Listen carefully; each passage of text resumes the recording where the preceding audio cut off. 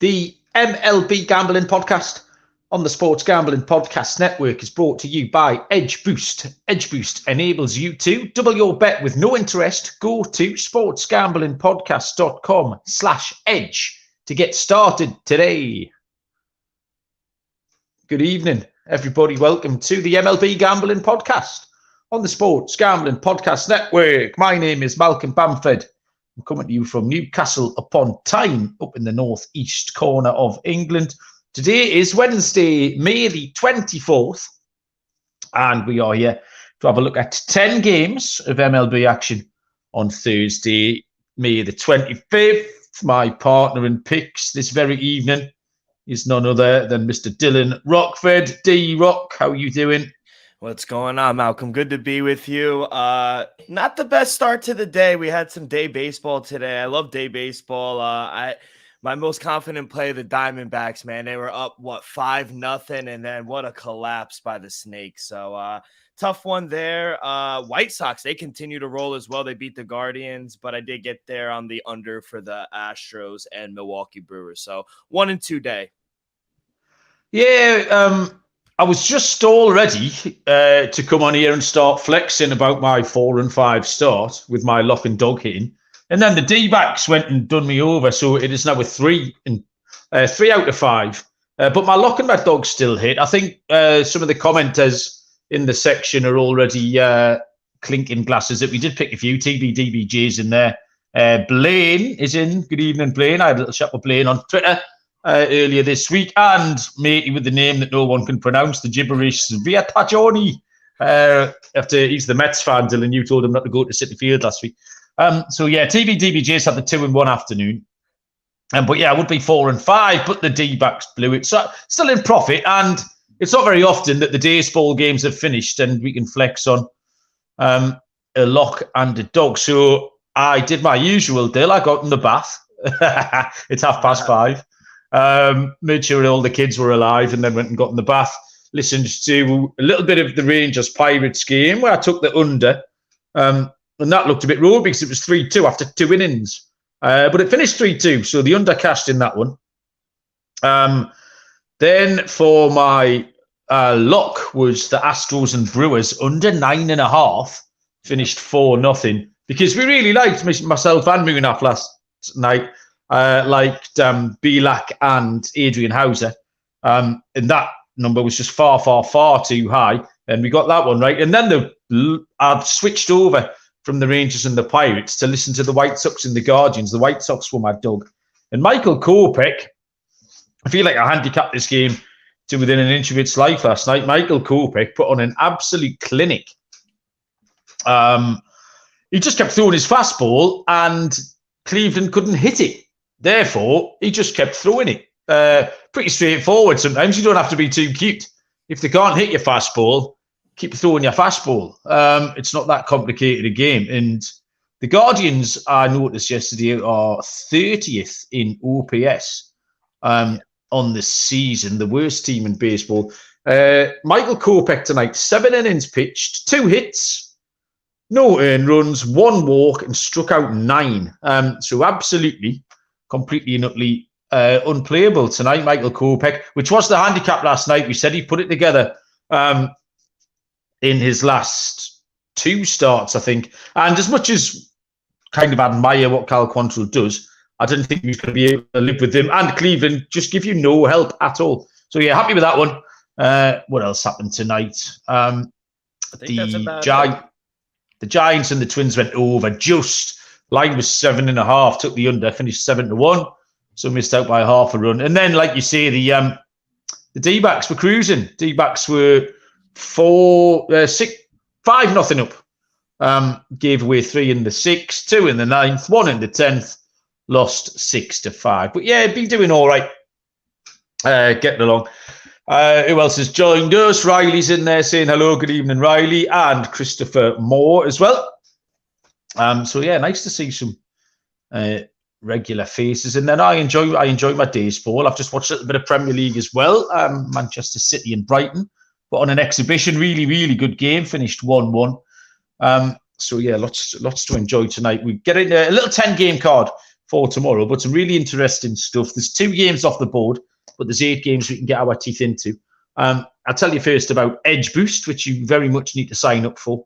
If you haven't yet, you're missing out. Edge Boost is the world's first bet now, pay later Visa card. Similar to buy now, pay later programs, Edge Boost enables you to double your bet with no interest and pay back the advance over 4 equal weekly installments.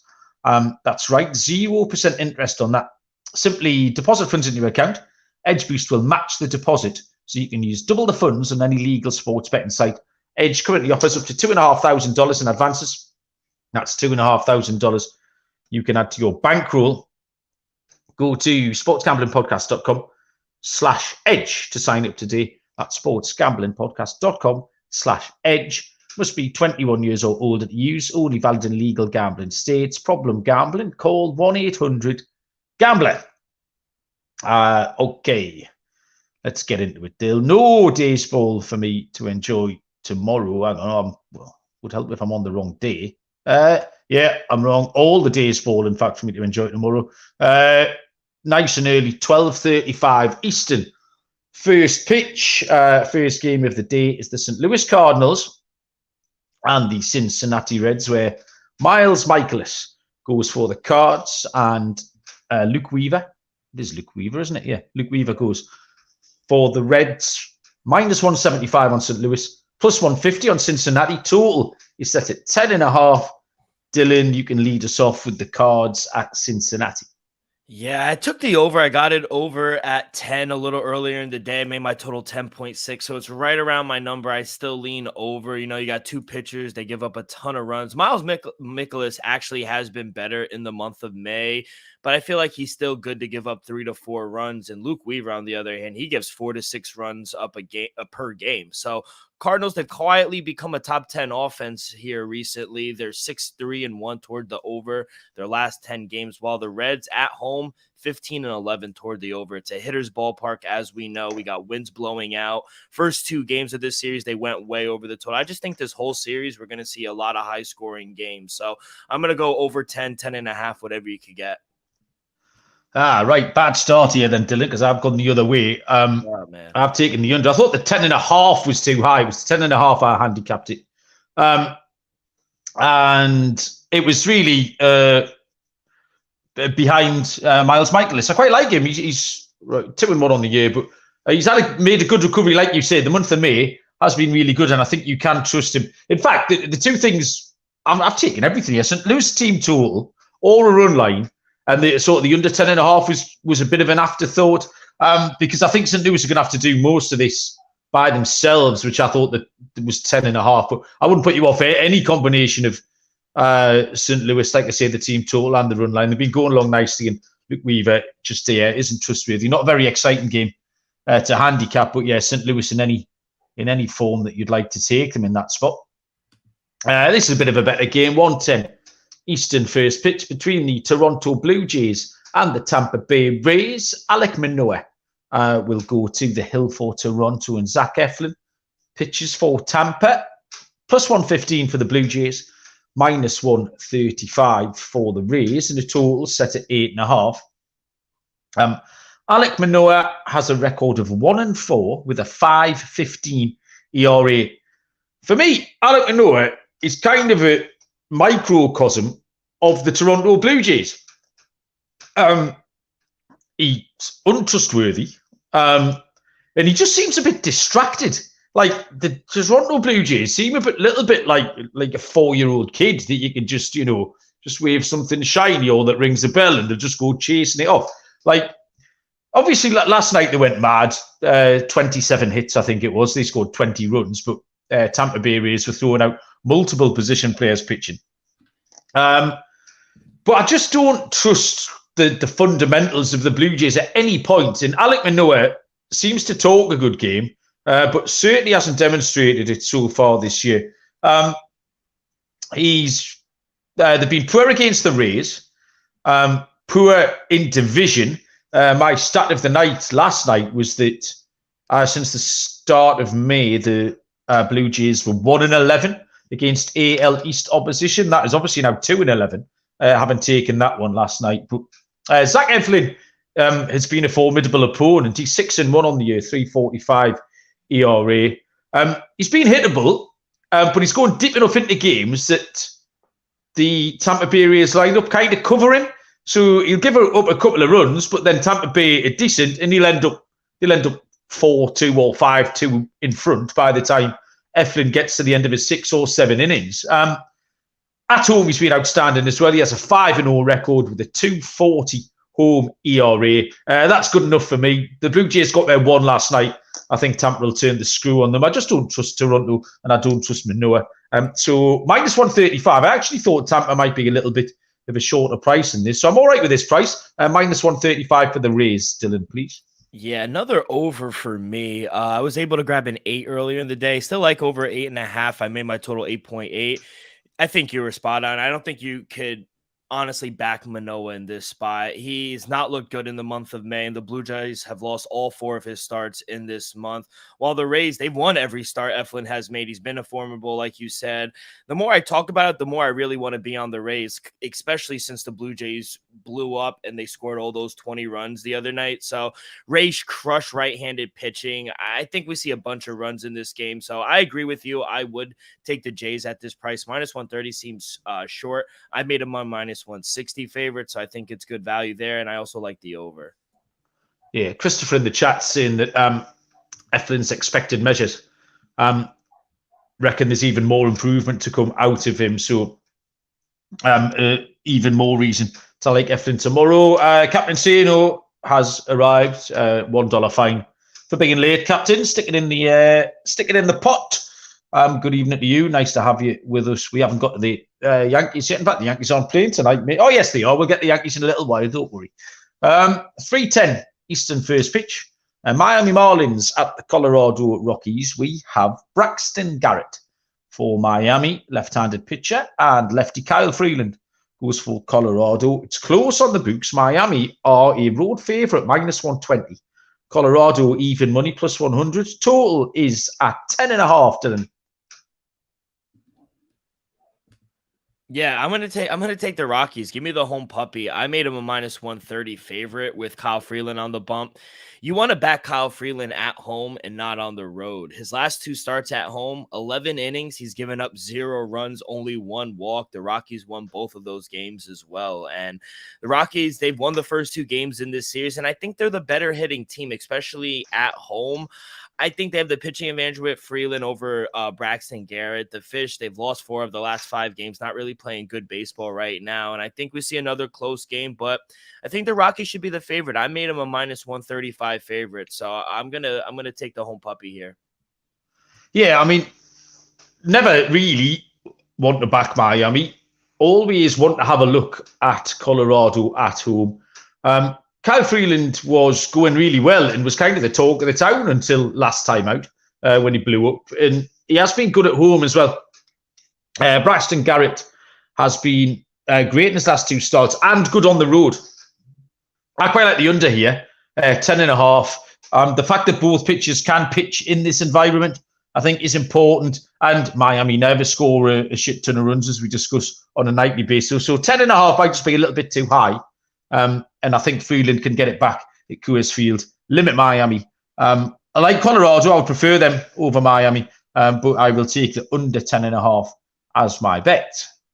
Next is a 4:05 Eastern first pitch between the San Diego Padres and the Washington Nationals. Left-handed pitcher Blake Snell draws the start for San Diego, and Cole Irvin will go for Washington. Minus 175 on the Padres, plus 150 on the Nationals. Total is set at 9.5.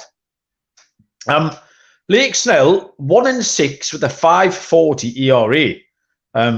Pretty dire numbers from Blake Snell, and kind of fully deserved. He's bored me to death for about 3 years now. level 5 ERA in his last 5 starts, 5.03 on the road, 5.93 against NL East. There's just nothing in there. Like, you try and find an angle into Blake Snell, think, I can take him because of this, I can take him because of that. And you can't. There's nothing in there. He's walked 2, 4, and 3 batters in his last 3 starts, so you could maybe take a walk prop if you could find a 1.5 or maybe a 2.5. Cole Irvin has pitched 13 innings and given up 15 runs. So not a stellar set of figures for Cole Irvin there either. His last appearance was out of the pen, and he's now back as a starter. You're going to get 4 innings max out of him. That's about it. So it's hard to pick a side here because it's just mayhem. It's really, really ugly.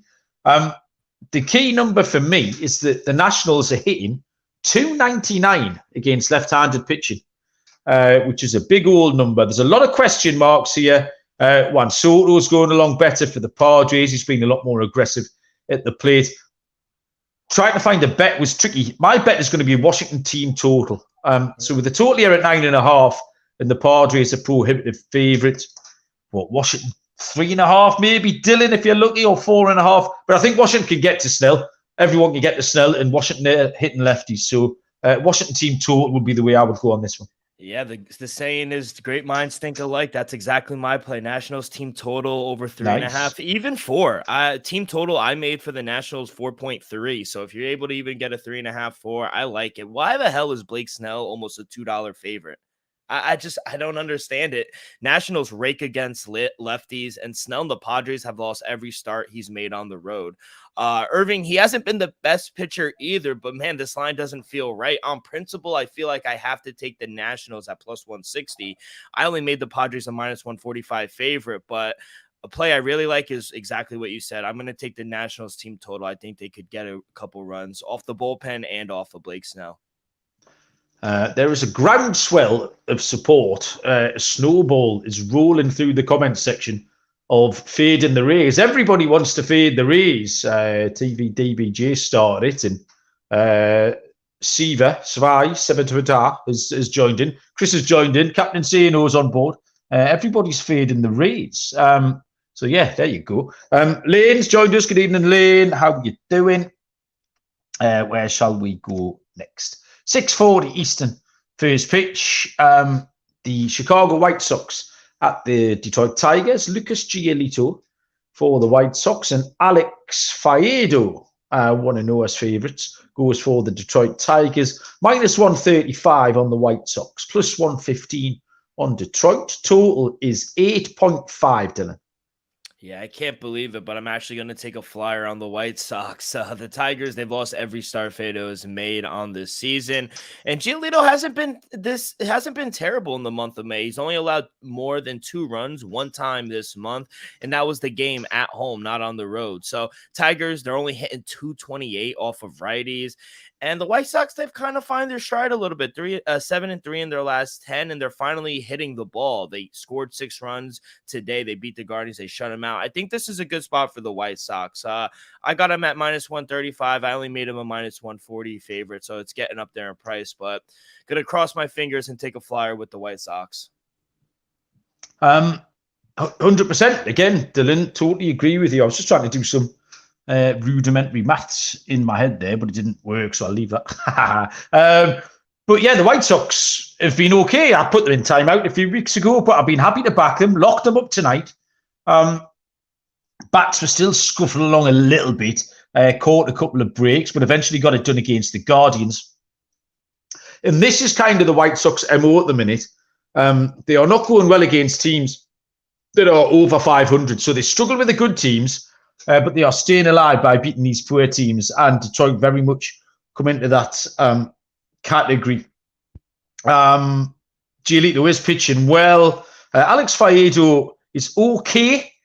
I mean, yeah, he's got maybe a little bit of upside, but it's slow in showing itself. He's 0-2 on the year. I'm happy with the White Sox the way they're going at the moment, and minus 135 seems like a reasonable price to take the White Sox in this spot for me. Okay, I will tell you next about, let's have a look. We're going to Shady Rays and Shady May. 7 days left of Shady May. Shady May is teaming up with SGPN for Shady May, not only to get an amazing 50% off, but a chance to win $500. Shady May's got you covered from the sun to the slopes with their premium polarized shades, customizable snow goggles, etc. Durable frames, clear optics, and the outstanding offer that if you lose or break them, even on day one, they'll send you a brand new pair. No questions asked. If you don't love them, you can exchange them or return them for free within 30 days too. So there's no risk. Shady Rays has your back when you shop with them. And for our international listeners, Shady Rays has you covered from Canada, Australia, New Zealand, and the United Kingdom. Go to shadyrays.com. Use the code SGPN for 50% off 2 or more pairs of polarized sunglasses. And remember, May is almost over. Make sure to take your receipt to sportsgamblingpodcast.com/shady for your chance to win the $500 Shady May contest. Okay, I looked at the standings there, so I'm going to have to get back onto my schedule page before I can tell you our next game. Here we go. Come on. Sorry about this. It's you need a new laptop. I certainly do need a new laptop, mate. I need to pick some winners first so I can pay for one. This is still the Matt Breeder laptop.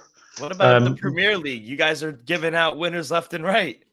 Yeah, that is true. I know it's finishing on Sunday. It's the last day of the Premier League on Sunday, so it's a bit of a, and there's not much up for grabs anymore as well. It's not really very exciting. Everything's been settled, so it's a bit of an anticlimax, really. Damn, Insano in the chat is calling you a buffoon.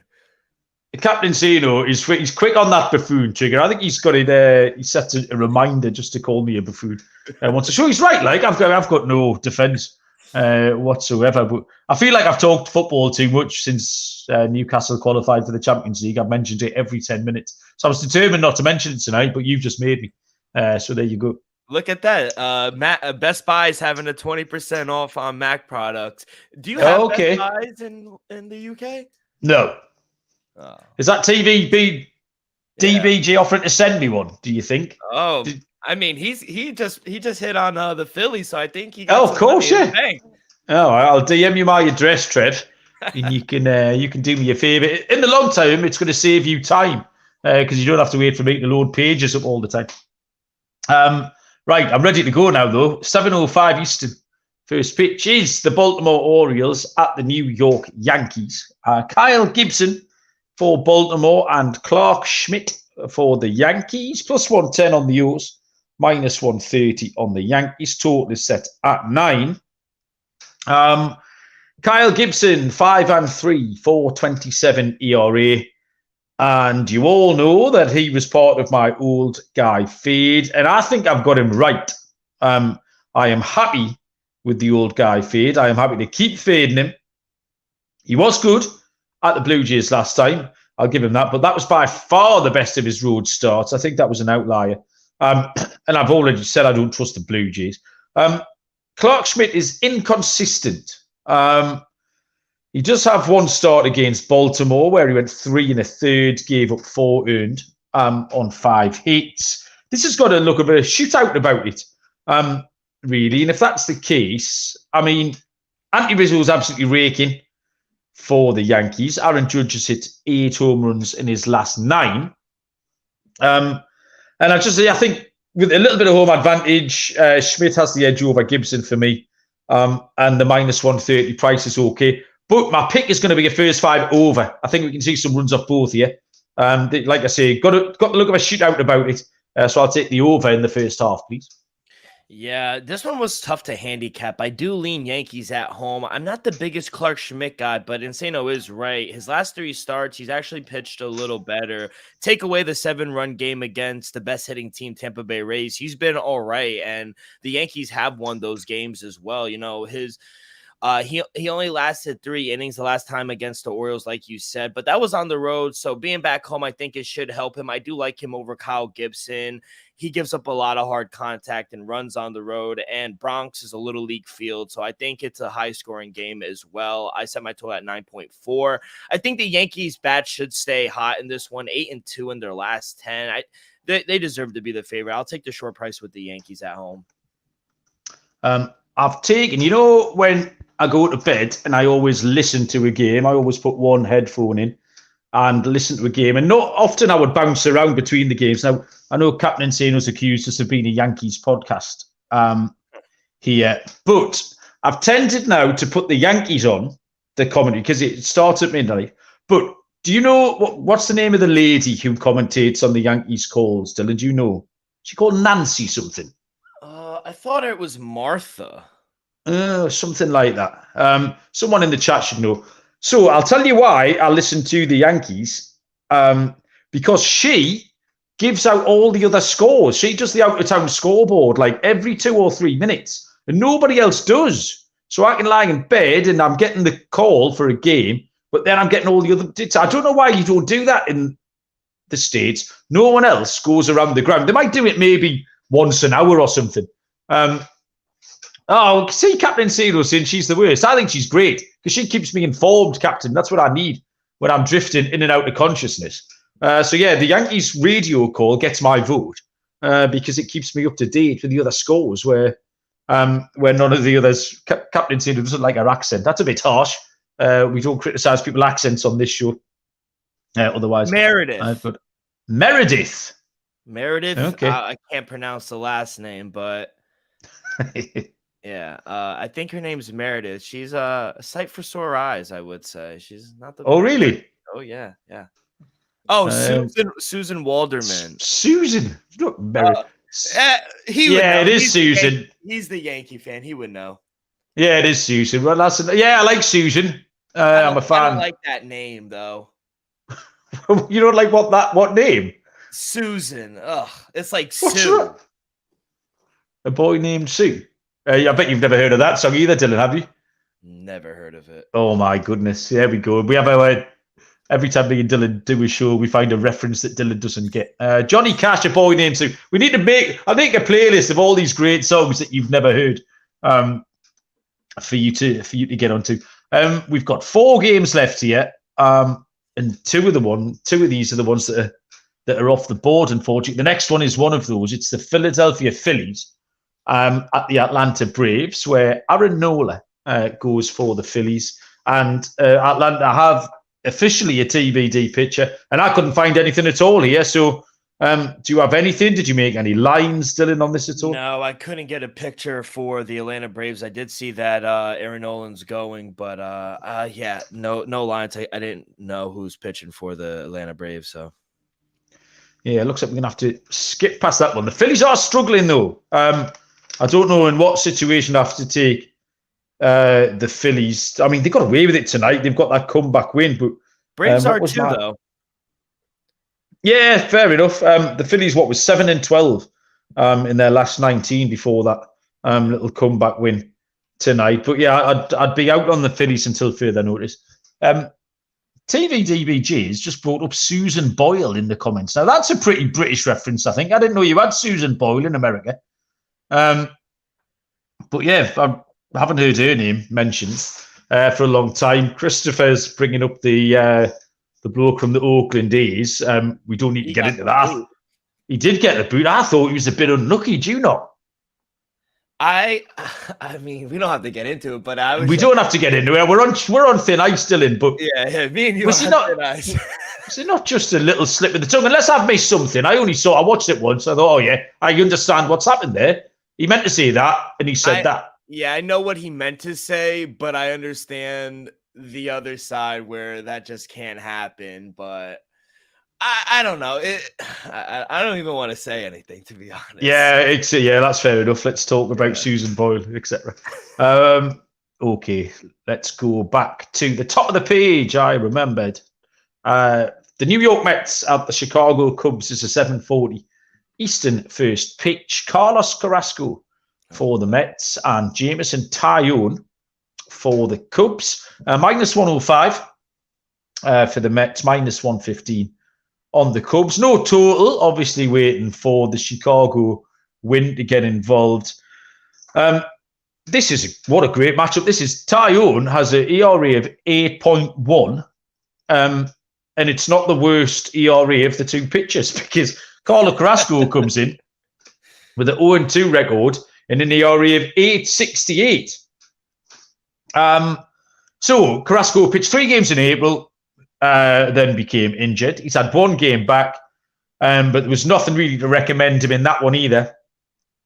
Not giving up loads of hits, but he's getting punished for everything he does give up. 2 games started at the Cubs in his career. Obviously, we normally mention this with it being a unique environment. 12 innings pitched, only 3 earned runs given up there.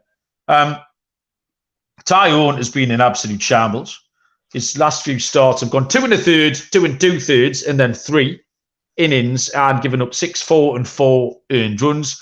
2 multi-home run games. Now, there's an angle in, especially with a little bit of wind blowing out. Pete Alonso might be your man for a home run prop tomorrow. Christopher Morel is on a right old streak for the Cubs. He's had 5 consecutive homers in 5 consecutive games. He's got 12 consecutive games with a hit and an RBI. So Morel's breaking all kinds of records. And both teams relatively consistent against right-handed pitching. I just think you have to take either overs or first 5 overs or team totals on both. I think you might be all right because you'll hit 1 and you very well might hit 2. So give yourself a chance. But I couldn't think of anything else apart from runs here. And like I say, maybe play some home run props for a bit of fun as well. Yeah, Chris Morel's been absolutely on fire. Total bases, hit, run, and RBI prop. You could get that as well, but he's been on fire. Mets going back to their losing ways. What else is new? I knew it was too good to be true after that winning streak, 5 in a row, going on the road. They couldn't win. So Carlos Carrasco, he's not backable in any shape or form. In his first game back last week, he let up 5 runs in 5 innings to a Guardians team that is probably might be the worst hitting team. So this Cubs team's offense, I know they're struggling, but they're still top 10 offense. I think they're going to crush Carlos Carrasco. I made the Cubs a minus 130 favorite. I know the Cubs have literally lost every start Tyon has made this season, but I just trust the bats more for the Cubs in this game against the Mets. They got to win one of his starts eventually. Perfect game tomorrow. Give me the Cubs. I like the over too. I actually see 7s popping up on FanDuel, so a 7 just seems very better. So while we're talking about the Mets, Dylan, you had your very funny rant last week. Set them on a little winning run. But Christopher is asking in the channel, possibly tongue-in-cheek, whether the Mets are a buying club or a selling club at the trade deadline. You got to think they're going to be buyers to try to turn this thing around, especially with Uncle Steve. With the amount of money, he has to do something because last time I was at the game, they were chirping at his press box all the way up. They said, we got the most payroll. We got the highest payroll in the league, and we're trotting Davis and Robertson out. Tommy Pham in the outfield. Did you see that dropping the ball? No. Like I said, why the hell is this guy in batting 5th?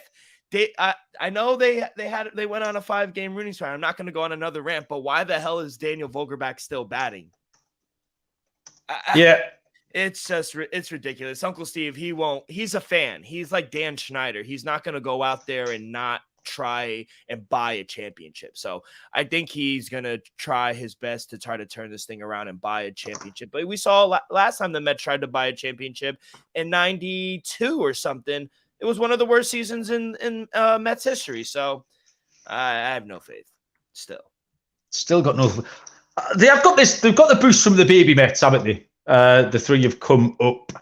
Vientos and is it Alvarez? What's his name? Alvarez. Yeah, Francisco Alvarez. Yeah. He's actually pitched better. Not pitched. He's actually hit better in the month of May. And we called up Gary Sanchez. Yes. I am pleased about that because I had Gary Sanchez somehow on quite a few of my best ball teams. And I was looking through them all last week and I was like, why did Gary Sanchez, he's had the little green flag next to him. denoting that he's been in the minors. And then all of a sudden, Gary Sanchez was back. If you haven't heard, last night myself and Munaf joined Sean and Ryan, talked a bit of baseball. Baseball, Sean was out in force. And we had a look back over some of our divisional picks and player props, player awards for the season. And my Brett Beatty call, Dylan. Do you remember Brett Beatty? I put up at 100 to 1. 100 to 1, yep. Yeah. 10 to 1 now, Brett Beatty for NL Rookie of the Year, third favourite. So, yeah, happy with that one. But, yeah, the baby Mets, I've given them a little boost. But you do think with younger players that they are going to be very, very streaky. So, yeah, I wouldn't put much faith in the longevity of that bounce back for them. I mean, if this 100 to 1 ticket cashes on Brett Beatty, you got to get a new laptop. If Brett Beatty wins, 100%. I'll have a team of experts, mate, sitting behind me. I won't have my own laptop. A team of experts involved. 7:40 Eastern first pitch is the penultimate game on the show. The San Francisco Giants take on the Milwaukee Brewers. This is another game that is off the board. Pitching shenanigans. I handicapped Alex Logan Webb earlier on for the Giants. I am now seeing Scott Alexander literally in the last 10 minutes. Also, the left-handed pitcher for the Giants. I saw Eric Lauer for the Brewers. I don't see anything now for the Brewers, so I've got nothing else to add. Giants, Brewers, it's your game, Dylan, but can you tell us anything about it? I mean, I didn't have anything because I didn't have a pitcher for the Brewers. I did see Logan Webb, but like you mentioned, now I'm seeing Scott Alexander. He is 4-0, but got to give credit to Milwaukee. You know, they shut out the Astros, a very good team, 2 games in a row. Maybe you want to look towards an under for these teams. So maybe that's how I kind of would play it. But depending on the opening line, I got to see who's going for both of them. Yeah, I mean, I keep getting the Giants wrong, so I'm not too unhappy to see no lines on this because whatever I take, it's always wrong. Did I have them locked up last night against the Twins? Yeah, the bloody Bailey Ober. They went and duffed up Bailey Ober for the Tuesday night games, and then today they've cost me by half a run. Michael Conforto, ex-Met, you're probably happy to see him. He's gone back-to-back homers in the last couple of nights. He's hitting really well, so nice to see him get a little bit of form. But other than that, not an awful lot. Christopher likes the Giants, if Lauer is indeed going for the Brewers. Okay, last game here is the 9:40 Eastern first pitch between the Oakland Athletics and the Seattle Mariners. Left-handed pitcher J.P. Sears goes for the A's, and Logan Gilbert will draw the start for Seattle. Plus 195 on the Athletics. Seattle are minus 233, and the total is 7.5. Oakland finished within 1 of Seattle. That's kind of like them winning. I've decided if they can, like you can't back them on the money line. If you can get a run line win out of Oakland, that's kind of the equivalent of them getting a W on the board. JPCS, his numbers are 0-3, 4.99 ERA. But actually, I think they belie his ability. His April ERA was 6.23. His May ERA is 3.57. And that includes a start at the Yankees where he went for 3 dingers. He had a great start at Houston last time. 6 innings pitched, 4 hits, and 4 hits scoreless against Seattle, at Seattle. JPCS. Logan Gilbert is consistent. Every start, 5 or 6 innings pitched, 2 or 3 earned runs. In that same game on the 3rd of May, he pitched for the Mariners, gave up 2 earned runs through 6. I don't see why you don't see the same game here. I'd go with the first 5 under. Sears can hold Seattle for a little bit, who still aren't hitting great. And then they'll probably give it up later on. And Gilbert will be fine. So, yeah, this might be 2-1 or something through the first 5. So we can squeeze in by half a run. But I'll go for a tight one early on here.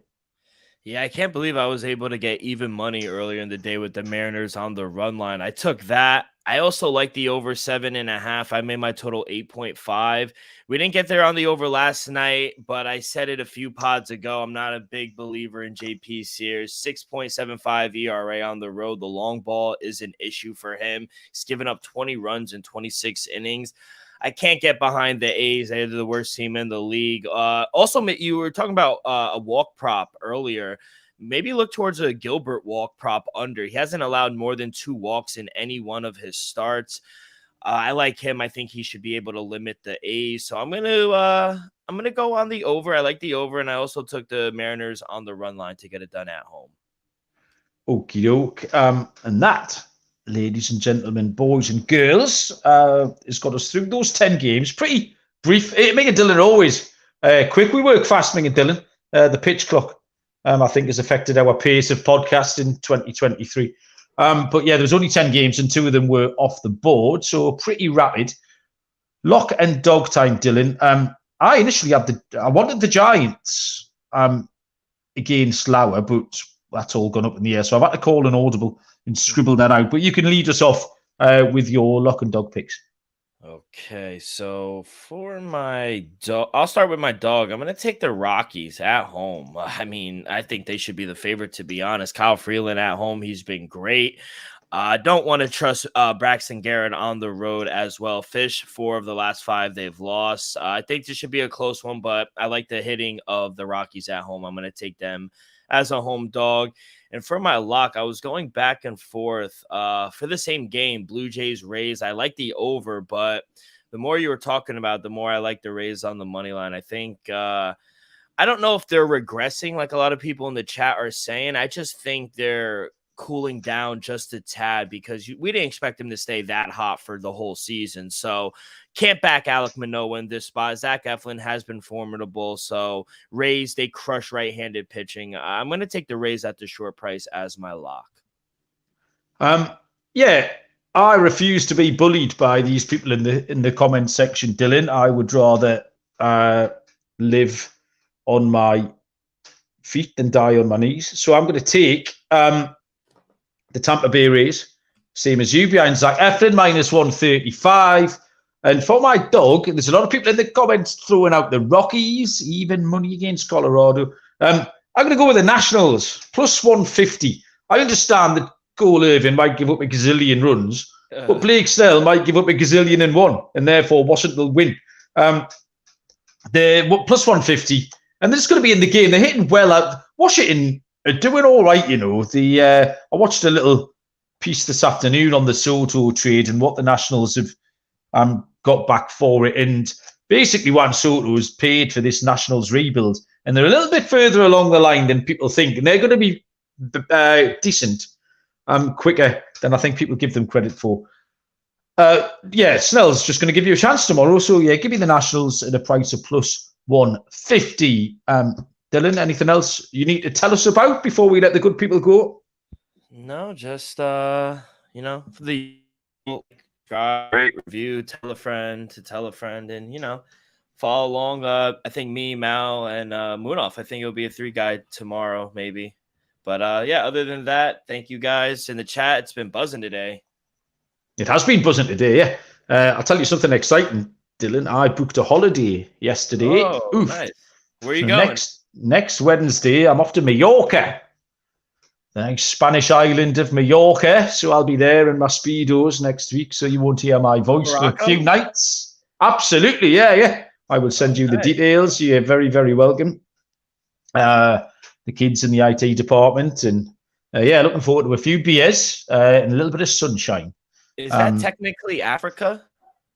No, it's Spain. It's a Spanish island. But yeah, it's kind of halfway stuck right in the Mediterranean between Spain and Africa. Nice. I'm thinking about booking a trip in July for my birthday. Have you ever been to Minnesota? No, I haven't been to Minnesota. What's in Minnesota?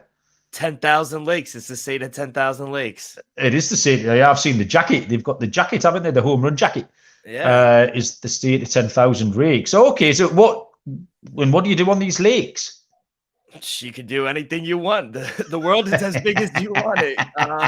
We could go swimming. We could rent kayaks. Wakeboarding is sick up there. I want to go see Lake Superior, and they're about an hour or two from Ontario, Canada. So, yeah, I might do that. There's a bunch of lighthouses that are pretty sick. It's a lot of cool views in Minnesota. Probably go see a Twins game.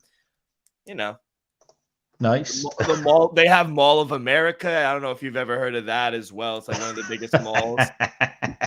Sounds awful. Captain Cedar saying that Minnesota's just like Mallorca. Anyway, fun and games. Cheers, everyone. Yeah, you're right. The chat has been buzzing tonight, and it makes my heart leap with joy. Having a little bit of banter with all you boys every night. Good fun. Thanks, everyone, for listening. Appreciate it. Dylan, thanks for all your graft and your handicapping.